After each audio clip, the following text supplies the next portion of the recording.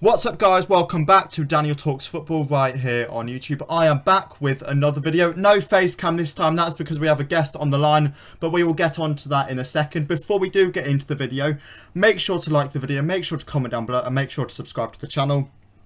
There is something absolutely massive hitting your screens on Wednesday, so make sure to turn on that notification bell. Go over and follow the Instagram and the TikTok Danny Talks Football on both, because there is something absolutely massive coming on Wednesday. I've hinged at it before. I'm recording in about an hour. It's massive. Stay tuned because you're going to want to. However, tonight, well, this video isn't going to be quite as upbeat as that show's going to be. The reasons for that is because we're back discussing Chelsea. Last time we discussed Chelsea, we had somebody who was Graham Potter in. I don't know how Chelsea Blogs feels about Potter now. But at the time, you know, he said he wanted to give Chelsea. He said he wanted to give Potter more time. Now we don't have Chelsea Blogs back on the show just now. We have a personal friend of mine who doesn't like Potter very much. Hello, Essie. How are you? You know, I'm okay. I'm not great, but I'm glad to be on. Yeah. Why are you not great, Essie? And I have a feeling it might be something to do with the result yesterday, as of recording. Yesterday, as of you listening to this, sorry. About the result yesterday to Tottenham. Well, all I can say is that this job is far too big for Potter. I really do feel like he's out of his depth. Like, we've not lost away to Spurs since 2018. Like, even in our worst of worst form, we still beat Tottenham at their stadium. And all of the decisions today were just awful. Like, I don't understand. Havertz just keeps starting. There's players like Ziyech who keep starting. Ziyech was about to go to PSG last month. Yo, he could have arranged that whole medical by himself. Like, he was that keen on going, and we're starting him over players like Mudryk and Madueke. Like, it doesn't make sense. No, it doesn't. You are a mess. I mean, I was saying it to you earlier. Sacking Tuchel for this seems stupid. Yeah, so sacking Tuchel really wasn't the move. Like, at the time we sacked Tuchel, I was really shocked and confused. Like, obviously we were in a bad state of form. I think we lost I can't remember 3 games, but 3 games isn't really a sackable offence though. And then right now we've not won. We've only got 2 wins in 16, and there's still fans out there who still think that Potter should get time, which I don't understand. Like, I'd understand, right, if we were seeing slow progress, slowly getting better, then yeah, fair enough, I'd give him time. But it's just every week we get worse. Like, what are we giving him time for? Like, I don't really understand. You don't get it. I don't really understand what's going on, to be honest. But And first of all, let's acknowledge this is a very difficult job. Graham Potter is out of his depth, and that's fair enough. But this is an incredibly difficult job. Not many managers could come in and make £600 million worth of new players work instantly, or within a month or two. That is a very difficult job, and I understand he's out of his depth. I understand it's not good enough. But it's a very difficult job, and we'll get on to possibly who could get in a little bit later. But that's such a tough question because, not many managers can actually do this job that Bowley wants. I mean, you look at Potter and you look at his sort of his past in football. At the time of the appointment, did you think it was the correct decision? Obviously now looking back, you go, no, it wasn't. And I know at the time you said, we should have kept hold of Tuchel. But if you take yourself back to when Tuchel was fired in September, did you think Potter was the right appointment then? Well, you see, at the time, I'm not gonna say I was 100% keen on him. Yeah, Potter, but I was excited about the idea. I was excited about the kind of idea of an English manager who's obviously done well at Brighton, possibly been able to move that across to Chelsea. At the same time, in my head, I was a bit skeptical. I was thinking that maybe it's a bit of a jump, a bit of a risk to hire him. But then at the end of the day, I mean, you might as well give him a chance. I mean, he's there, but now in hindsight, it's just like, yeah, he's not been great. To be it's honest. the wrong decision. I mean, Yeah. obviously you want him to go. You want him to go now. When do you think Bodie will pull the plug? I mean, there's been reports that Bowley will give Potter a lot of time.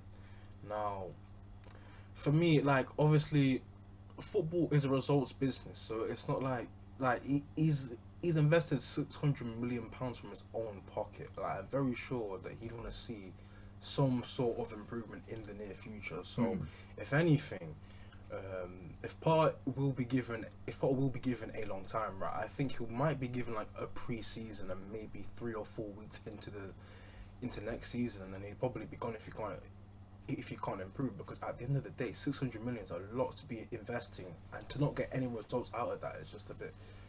It'll be a bit dumb to just keep him there. And I mean, that 600 million now, you're going to spend more in the summer. I know you don't have the tactics you were able to use in January through the amortization stuff. I think that's how pronounced. I can't remember now. But you're going to spend more in the summer regardless. You need a striker, and I think everybody knows that. There are players who need to shift on, people like Kai Havertz. Ziyech obviously needs to go, and there's so many more. They're just dead wood around that squad. But if he's going to go out and spend another 200 million in the summer, obviously you don't think Potter should have the summer, because you'd look at it and you would look at Tuchel. He had last summer and was sacked almost immediately. That's not the correct way to go about it. Yeah, it was very out of nowhere, in my opinion. It was. I would have never seen it coming. Like, on the morning he was sacked, I was very, very shocked. I didn't see that coming from anywhere. You were. I mean, I still remember you on the morning that Lampard got shocked, and you were fuming then. I think with Tuchel, it was more just a shock. Yeah.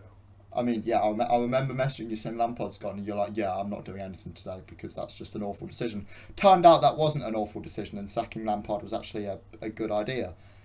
Obviously, sacking Tuchel has turned out not to be a good idea, and he is still available on the market. So that moves me on to my final question.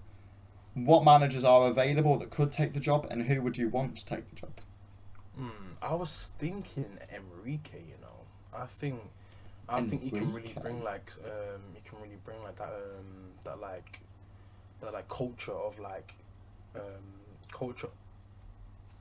of winning. Because right now we've got a really young squad. Like, it's not as experienced as it was like in the past seasons with like your Jorginhos,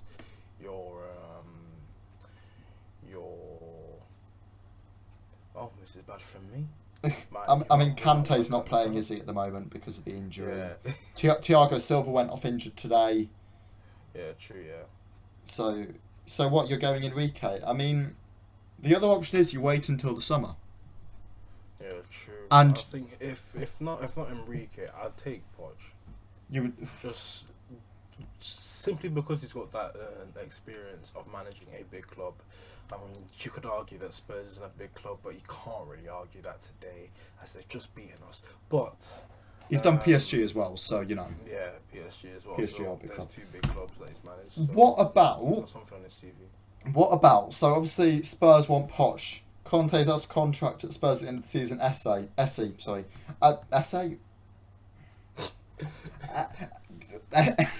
I'm already tired. Essie. We know your kind words you've had towards Conte before. Up to a point where I even viewed one of your stories telling him to go away in, putting it nicely. Would you take Antonio Conte back at Chelsea? Because it seems like a decent appointment. It's a tough one. You know what, right? I feel like we need that type of manager, like in our dressing room, who will be like onto the players, but obviously not onto them to the point where it's like stressful, but onto them to the point where like there's like a sense of like urgency, like intensity to like want to win. Because right now with Potter, I really don't feel like we have that. I feel like he's very laid back. Like on the sideline, he says nothing. He's he's not really active on the sideline as much as Conte would be. So maybe having him on the sideline could be the shout. But there have been talks about I think Jose has said that he would not mind a third like Run. go with the Chelsea job. So that could be an option, but at the same time, maybe his type of football is a bit too outdated for the Premier League. But Yeah, I'm not sure about Jose. I do think you need a serial winner though. yeah, A serial winner that is happy to develop young players, and that's the thing that you might not get with Conte or Jose. But I'm super interested to see what happens here. Chelsea are a massive, massive mess, and if you could just keep this up for 2 more weeks, we can beat you, and then he can go. That seems great. So if you're alright with doing that'd be excellent. But thank you for coming on, Essie. Certainly a late one considering the result today, but I had to get a Chelsea representative on, and I know you've been itching to come on and give Potter a piece of your mind. I'm sure I'll get you on again when he's sacked, so you can come and properly call him names. But yeah, thanks for coming on, mate. Been an absolute pleasure. Essie on YouTube. For those that don't know, how long's the YouTube channel been retired for now? Oh, we don't even know. Last upload to Essie was. Hold up, you search. Your name is still Essie, isn't it? Oh yeah, of course. Why do you not come up? Am I in an? Oh, I'm a. No, I'm. Our channel's been dead for quite a while. Yeah, your channel is genuinely so dead it doesn't even come up when you search Essie. The last video was 7 months ago. Jesus Christ. There might be a comeback. There probably won't be. Thank you for coming on, Essie, and I'll catch you all again in the next video. See ya.